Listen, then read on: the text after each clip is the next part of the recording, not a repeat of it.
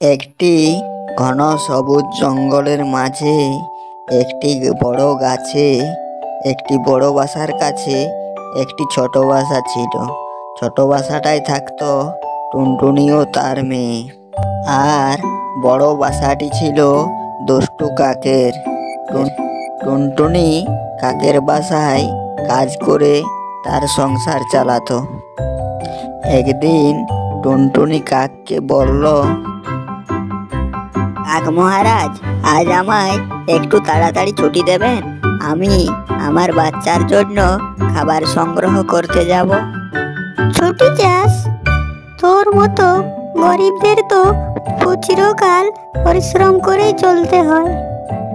তোর সন্তান বড় হয়ে কি হবে? তোর মতোই ঘরে ঘরে কাজ করবে। না কাক মহারাজ, আমি চাই আমার সন্তান একদিন সম্মানের সঙ্গে বাঁচুক। তাকে পড়াশোনা শিখিয়ে আলোকিত করব। তাহলে তোদের আমার বাড়িতে আর আশ্রয় দে, এক্ষুনি চলে যা আমার গাছ ছেড়ে। টুনটুনি দুঃখিত হয়ে কাকের বাসা থেকে বেরিয়ে গিয়ে তার বাচ্চাকে নিয়ে সে চলে যায় এবং কিছুক্ষণ পর গিয়ে একটি গাছের ডালে বসে।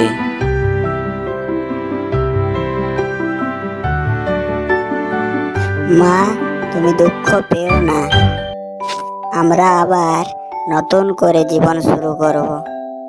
তুমি আমাকে শিখিয়েছ না যে সাহসীরা কখনো হার মানে না। তুই ঠিকই বলেছিস আমার ছোট্ট ছানা।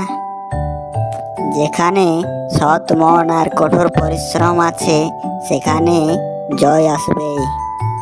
ঠিক তখনই আকাশ দিয়ে উড়ে আসে একটা পেঁচা এবং টুনটুনিদের পাশে গিয়ে বসে আর বলে, তুমি এখানে বসে কি চিন্তা করছো টুনটুনি? আমায় কাক তার গাছ থেকে তাড়িয়ে দিয়েছে গো পেঁচা দাদা, তাই আমি থাকার আশ্রয় ও কিছু কাজ খুঁজছি। এইভাবে তুই লোকের কাজ কতদিন করবি টুনটুনি? তুই আমার সাথে চল, আমার কাছের একটি গাছে তুই তোর বাসা বানিয়ে থাকবি, আর তোকে আমি কিছুগুলা ফুলের বীজ দিব, তুই ফুল চাষ করবি। আমি আপনার এই ঋণ কোনোদিনও শোধ করতে পারবো না গো পেঁচা দাদা।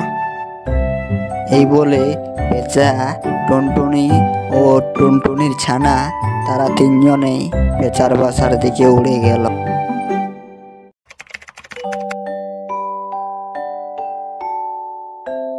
মা মা, এই দেখো আমাদের ফুল গাছগুলোতে ফুল ফুটেছে।